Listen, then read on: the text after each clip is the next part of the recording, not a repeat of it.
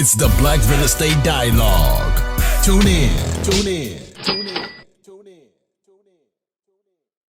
Hi, everyone. Welcome to another episode of the Black Real Estate Dialogue podcast. This is episode 113. I am back with another solo episode. Y'all will hear a whole lot more from me individually this year. But a couple quick announcements before we get into this week's episode. Please take a moment, pause this right now, pause this podcast, and leave us a 5-star rating and review, especially on Apple Podcasts, especially on YouTube. Hit the like button, subscribe, share with a friend, leave a comment. It helps us go up in the rankings. It helps us reach more people all over the world with this message. We recently ranked in the top 10 in the Bahamas for business and investing podcasts. Super proud moment.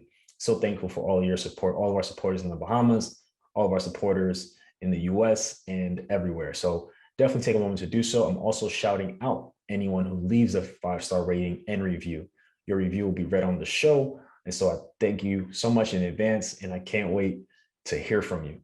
This episode is sponsored by my newest course, A Beginner's Guide to Finding Your First Tenant. It comes out very, very soon. It is available for pre-order. Click the link below in the show notes to get your copy today, to pre-order your copy today. And also, I'm having a free webinar this Thursday talking about 3 steps to finding your first tenant. So definitely look out for that. Link is also in the show notes. All right, let's jump right into it. So just because everyone is buying a house doesn't mean that you should too. I started that way intentionally because this is going to be a very interesting episode. I read a really interesting article on Yahoo Finance, and I'm like, this has to be the subject of this next solo episode. And it was all about the pros and cons of waiting out the housing market. I know things are crazy right now. People are debating if they should wait, if prices will go down. And we're going to talk about that today. We're going to talk all about that. And so the way it's going to be structured is I'm just going to share what the article said in the different parts of it, and I'm going to share my opinion. And again, it's my opinion. It's not professional advice. It's just my thoughts on the article. And I'm hoping that this provokes some thought with you and has you thinking about certain things. So again, the pros and cons of waiting out the housing market. So just to give some background and some context, obviously home prices have been going up like crazy all over the country for the past couple of years. And so as of January 2022, the average home price in the US was $350,300. And in August 2021, it was $356,700. And this data is from the National Association of Realtors. And what this may indicate to you is that the prices of homes have dropped a little bit. The average prices have dropped, and some might even go as far as saying the market has cooled because of that $6,000 and $6,700 difference. I'll leave it up to you. But just helpful context, hopefully, for you. So the first thing is, don't let fear of missing out drive you to purchase. And honestly, based on the article and what I was reading, you shouldn't do something that you're not ready to do financially, right? Everyone's posting on Instagram, buying homes, buying investment properties, and you might feel like you're missing out. But the truth is you're not, many of us are still working on learning how to buy properties correctly, trying to figure out how to fund it, trying to figure out all these things. And you may feel like just because other people are purchasing and you're not, that you're missing out on something. And I'm here to tell you that you're not. It's a difference between if you're ready, you have all the information you need, and you find properties within your price range and you're not taking action. That's different from if you're actually not even ready. And so that's one thing I want to encourage you with. And also, you should never spend your last on an investment. I don't care what anyone says. In my personal opinion, you should never spend your last on an investment. You should never spend your last on real estate or any other business venture that you have, especially if you have responsibilities like most of us do. We have rent or mortgage, we have bills, some of us have children and spouses. You should never spend your last on real estate. And the reason I'm saying that is because things will happen. You'll have repairs. You'll have maybe tenants who don't pay. You need to have those reserves. when you purchase. Like the money you have to invest in real estate, it cannot just be the down payment, or it cannot just be the cash to buy the property. Like you need to have reserves. If you want to start with 3 months of reserves of all your holding costs and more, great. If you want to start with 6 months, if you want to start with 12 months, I leave it up to you, but I do not want anyone to think it's a good idea to spend your last on a property. Again, my personal opinion, I've interviewed well over 100 people, and that is one thing that I would highly recommend. It may take more time, but you'll feel good and you'll feel more comfortable when you have reserves for those unexpected repairs, for those unexpected expenses. And you should also never buy a property without analyzing them. If you want to learn how to analyze properties, we have 100+ episodes. We have the Bread Investing community. There are plenty of resources that we have to help you analyze a deal properly. And you don't just want to buy a house to buy a house without even analyzing the numbers. So if it's your personal home, without first saying, okay, based on my down payment, based on all these factors, like what is my monthly out of pocket going to be, right? What is my mortgage, tax, insurance, all these costs, my maintenance. You need to know all these things before you buy a property, right? You need to know how much you need out of pocket to buy the property. All these things you need to know, and you need to make sure it meets your list of qualifications. You should have a list of qualifications when you're looking for a property. And so I'm saying all this to say, like, don't just do something because you see other people doing it or because you feel like you're missing out. And so definitely referencing the article, and I agree with that. I think it's important to make sure you're ready. Make sure you're ready. And patience is key. Patience is key. It's easy to get caught up with people buying 10 doors a week, right? Everybody on Instagram is buying 10 doors a month, right? And some people actually are, don't get me wrong. However, just because you are not at that pace and acquiring at that pace doesn't mean that you're a failure, right? Buying one door every year or every other year over a long period of time will get you ahead and much further than where you are right now. So build sustainably. Don't feel like you have to do something because other people are doing it. Make sure you're ready and run your own race. So that's the first thing they talked about in the article. And also something else that was interesting in the article is that there are markets within markets. There are markets within markets. And basically what they meant by that is, a lot of the data that we see paints a broad stroke on the housing market right now and how things are going, right? And it's not necessarily telling the whole story, in my opinion, right? Because there's not just one real estate market. Like there are markets within markets, right? One state could have so much happening within the real estate market that's drastically different. So you could have a city on one side of the state where prices are still affordable. Maybe it's a growing city, or maybe it's not a growing city.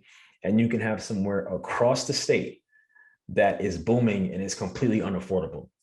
All that to say is go where the opportunity is, right? It may not be in your market right here where you live at. You might live in an expensive market where it's just popping and, no one can afford anything, right? However, that doesn't mean you need to invest there. You all know I invest out of state, and it's something that has worked out very well for me. And so there are markets within markets. Some places are hot, some places are not. And you want to look for the places that are not hot yet. Because if it's hot, you're too late. You understand? So that's definitely something that you want to keep in mind. Something they mentioned in the article, which I agree with. And so there's always opportunities. There might not be opportunity where you're at, but I have my out-of-state course, helped plenty of people invest out of state. So if that's something that you need to do because it's too expensive where you're at, I can help you with that. And there are opportunities everywhere. So don't worry if the market in the city you live at is hot. Maybe you even look outside the city, right? Maybe you look an hour or so outside of the city where you live at, if you live in a major city, and it can be more affordable for you, whether you want to buy an investment property or a personal home for you or your family.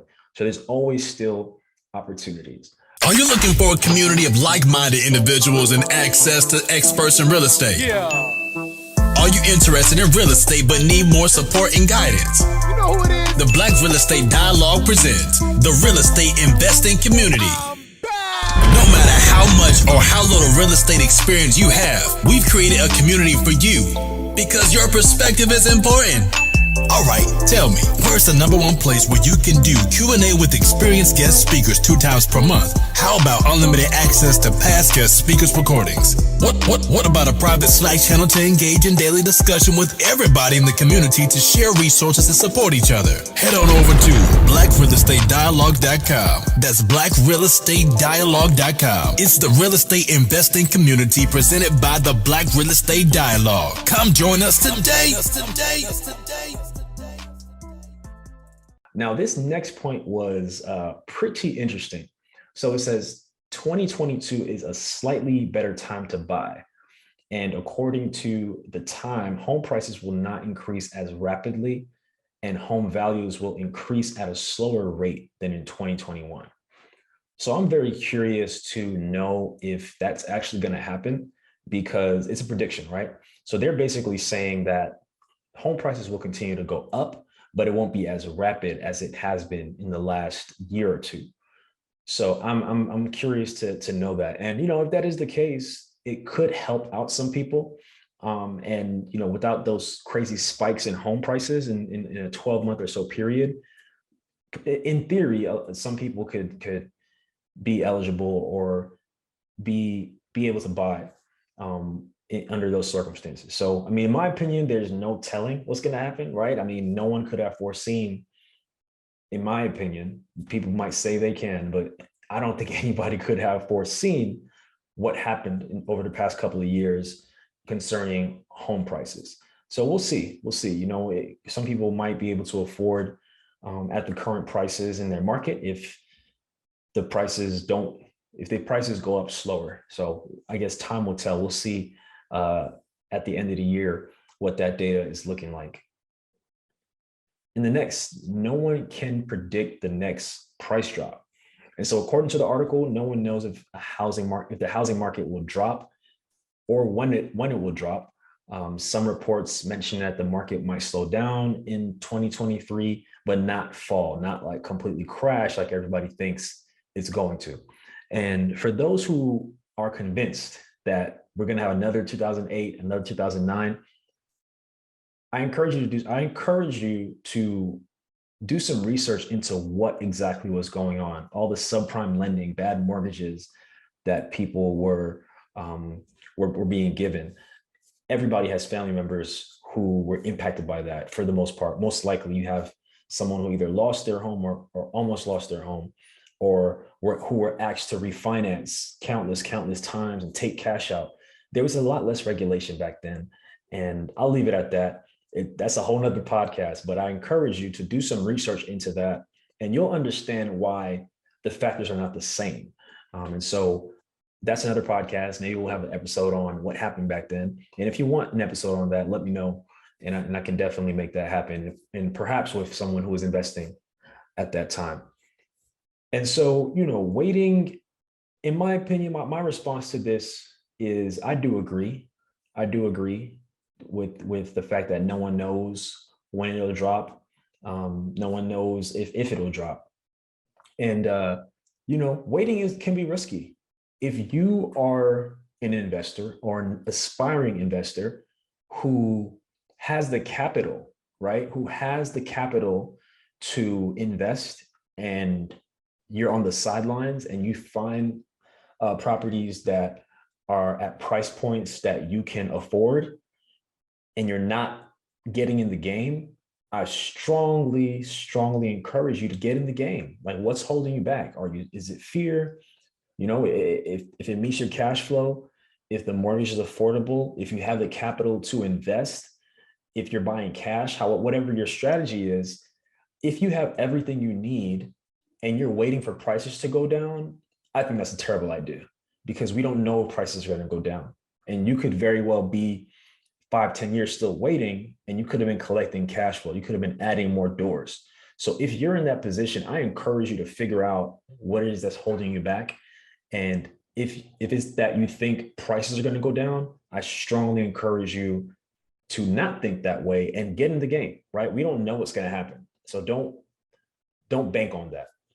And then the next thing in the article is similar. Don't wait for a better price. So a lot of people, similarly, they're waiting for the prices to drop. People think the price is going to drop drastically. There is no guarantee that that's going to happen. If you can point me to somebody who can tell me without a shadow of a doubt that the prices of homes across the country are going to take a nosedive and be $50,000, $100,000 cheaper than they are now, let me know who they are. I need them to be my friend, because I don't see that happening. And if someone disagrees, that's okay. And prices may go down a bit, but the interest rates may rise. They rose recently. So it's like, think about the people who were waiting for prices to go down, and while the interest rates were low, didn't capitalize, even though they could have invested and had everything in place. Now the interest rates are up. So is the price that big of a deal now? You got to ask yourself those questions. And again, if you're in position, take action. I encourage you to take action. Don't be scared. You just got to jump off the deep end at a certain point and jump into the real estate game. If you're an aspiring investor who's just scared, you can get over it. Okay. Another thing that I've noticed, and I'm sure you all have noticed, is that rents have been increasing. Rents are sky high right now in many areas of the US. And it's just, I don't know what else to say. It's shot up. And, one of the things the article mentioned was that renting will not be cheaper in the long run because your rent can steadily increase each year and your mortgage stays fairly consistent. And a lot of people like to say your mortgage will permanently be the same. It's not necessarily true.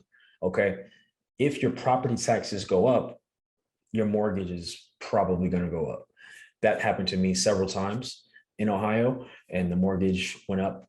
It's more expensive than it was when I first got the property. Still cash flowing. However, you want to make sure you have a good enough spread to absorb some of those increases. But generally speaking, it should stay fairly consistent, and it's very local. So I'd say do your research and understand all the factors that you need to consider. And then the last thing, and I think this was a great way to end the article, is you're ready when you're ready. Okay. Don't let anybody rush you. Like I said, once you have all the pieces together, you have your financing, you know how to analyze deals, you know what kind of properties you want, you know your criteria, generally speaking, you got the baseline, you have enough to get to the finish line, as I like to say, then I encourage you to go towards the finish line. I encourage you to get in the game. Again, don't get caught up in what people are doing. Don't get caught up in what you see on Instagram. There's so many inspiring stories we've had on the show. However, run your own race, right? Take the information, learn from it, prepare. And then when you're ready, fam, you can get in the game. All right. And you're ready when you're ready. It's the last thing the article mentioned, and I agree with it wholeheartedly. Don't get caught up in what you see online. Everybody started somewhere. Everybody started with one property. Don't feel bad because you have 5 properties. Don't feel bad because you have 10 properties. Don't feel bad because you have 50 and think I only have X. If you have one, that's successful. If you have one property, considering where our people have come from, that's a success. If you only get one property, as y'all see me post this all the time over the years, one property can change your family's life forever. So don't frown on that, right? If you have one property, you won, you're successful, okay? And don't feel like you need to rush to build your portfolio out, right? There's nothing wrong, like I said earlier, with one property every few years. If that's the pace that you want to grow at and that's comfortable for you, fam, I'm all for it. I'm all for it. As long as you're making progress, as long as you are working towards wealth, I'm with you. All right. So thank you all so much for tuning in to that episode. Let me know what you think. Let me know if you want to see more solo episodes. Let me know if you want me to do solo episodes about certain topics. Y'all know I can talk about this stuff all day. So if there's any requests you have, let me know. I'm so excited to put this out. And as I mentioned, I'm having a free webinar this Thursday. It's going to talk about 3 tips that will help you find your first tenant. Completely free webinar. Click the link below in the show notes to register for free. I'm so excited for it. I cannot wait to see you there. All the information you need, of course, is on blackrealestatedialogue.com or below in the show notes. Again, please leave a 5-star rating and review, especially if you're listening on Apple Podcasts, and I'll read your review. It takes less than 30 seconds. Let me know what you think. I love and appreciate your feedback. I cannot wait to hear from you all soon. Take care. Hi everyone, Sam here from the Black Real Estate Dialogue. Make sure to hit that notification bell and that subscribe button and to visit us at blackrealestatedialogue.com.